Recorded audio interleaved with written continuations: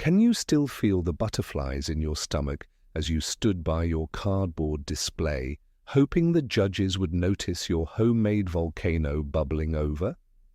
The faint scent of rubber cement, the crackle of static from felt-tip markers, and rows of tri-fold boards brimming with dreams, these set the stage for science fairs in the 1970s. Back then, a single light bulb powered by a potato felt like magic, and every experiment promised the thrill of discovery. It was a time when classrooms transformed into mini laboratories and children became inventors, engineers, and astronauts, at least for a day. The world was changing fast, influenced by moon landings, environmental movements, and the hum of early computers. Science fairs captured that spirit of innovation, combining competition with the camaraderie of classmates, comparing notes and sharing laughter. Do you remember the pride of explaining your project or the anticipation as the ribbons were handed out? Step back with us as we revisit the sights, sounds, and excitement of those unforgettable school gymnasiums, because the real experiment was about unlocking potential, and the results are still with us today. Step into a 1970s school gymnasium where the polished floor glistens under a tangle of fluorescent lights, and the air is thick with the promise of discovery. Science fairs in this era didn't just appear out of thin air. They were steeped in history and inspired by events that shaped the world outside those tiled hallways. The seeds of these fairs had been sown decades earlier, but it was in the 70s that they truly flourished, becoming a vibrant tradition and a rite of passage for countless American schoolchildren.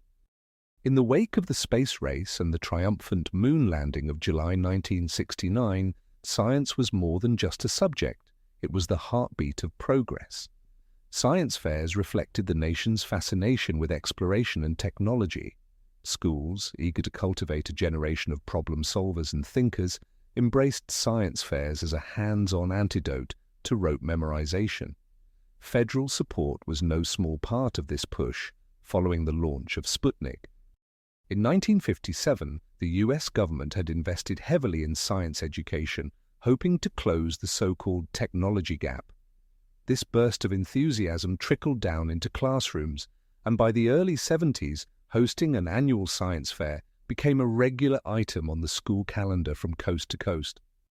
If you were lucky enough to be a student during this golden era, you probably remember the anticipation that started months before the actual event. Teachers would hand out mimeographed packets with guidelines, complete with purple, inky smudges on your fingertips. There was a sense that anything was possible, a simple hypothesis, a few borrowed library books and a bit of imagination might lead to a blue ribbon. It's worth noting that in 1971, nearly every public school in America had either held or was planning to hold an annual science fair, a remarkable cultural phenomenon. Have you ever wondered how these fairs managed to capture the imagination of millions? Perhaps it was their ability to mirror the optimism of a time when people genuinely believed anything was within reach. It's easy to forget just how different the educational landscape was back then. There was no Google or Wikipedia at your fingertips. Children and parents scoured encyclopedias, pored over National Geographic magazines, and took trips to the library after dinner. Science kits, often packed in brightly colored boxes, promised experiments with magnets, crystals, or small electrical circuits, each labeled with warnings like, "Use only under adult supervision." Yet, for all the preparation, every student's project was intensely personal. Some children entered with complex chemical reactions or elaborate models, homemade computers pieced together from soldered circuit boards, or wind tunnels made from cardboard boxes and hairdryers. Others relied on perennial favorites like seed germination tests or the ever-popular vinegar and baking soda volcano, a tradition that survives to this day. You might not believe this, but one of the earliest national science fair organizations was founded back in 1942. The Science Talent Search, sponsored by Westinghouse, later Intel, helped set the template for local and regional competitions. By the 1970s, many states boasted their own robust fair circuits, culminating in nail-biting regional championships where young people presented their work to panels of stern but encouraging judges. Even television got in on the act. In 1972, CBS aired a special called The Young Scientists, introducing viewers across the country to fair winners and their ingenious creations. Did you ever watch one of these broadcasts and dream of being on stage with your project? But science fairs in the 70s weren't just a product of national pride or government policy. They were also deeply influenced by changing social currents. The environmental movement was gaining ground. Earth Day was first celebrated in 1970, inspiring thousands of students to try their hands at projects about pollution, recycling, or alternative energy. Suddenly, solar-powered model houses and makeshift wind turbines sat side by side with more traditional chemistry demonstrations.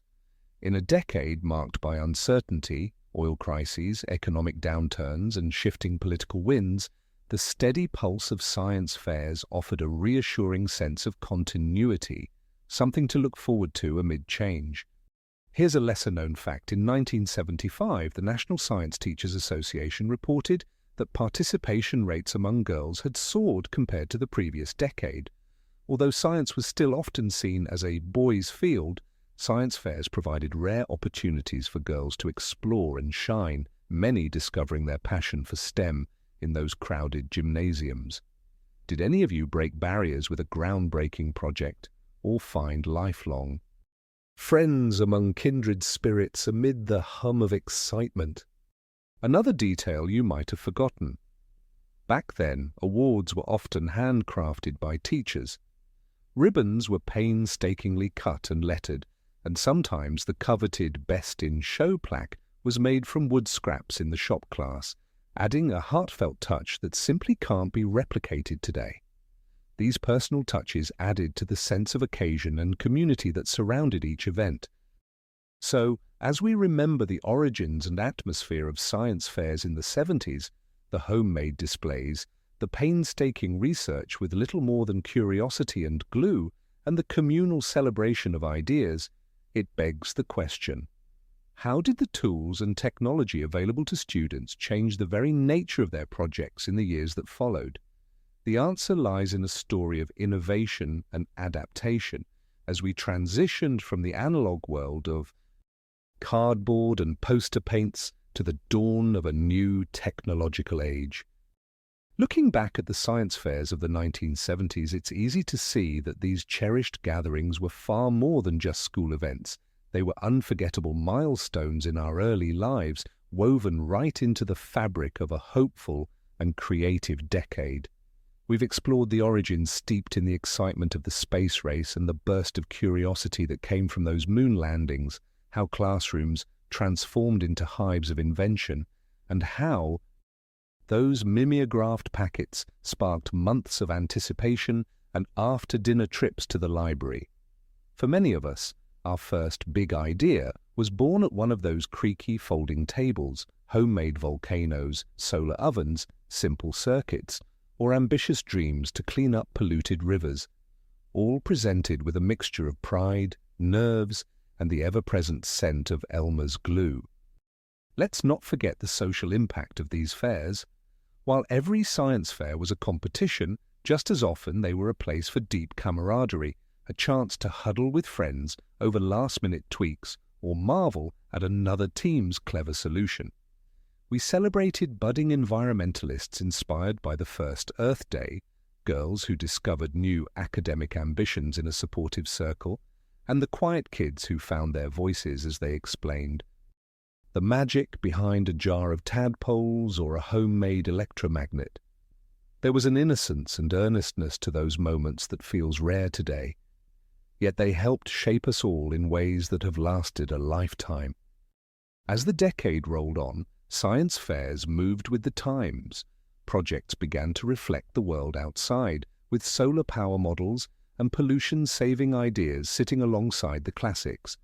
Teachers and parents did their best to nurture that spark of discovery, often sacrificing evenings in chilly garages or helping fashion plywood display boards in the kitchen. Even the awards themselves, ribbons carefully lettered by hand or a wooden plaque, sanded smooth in shop class, reminded us that someone cared enough to make each victory feel meaningful.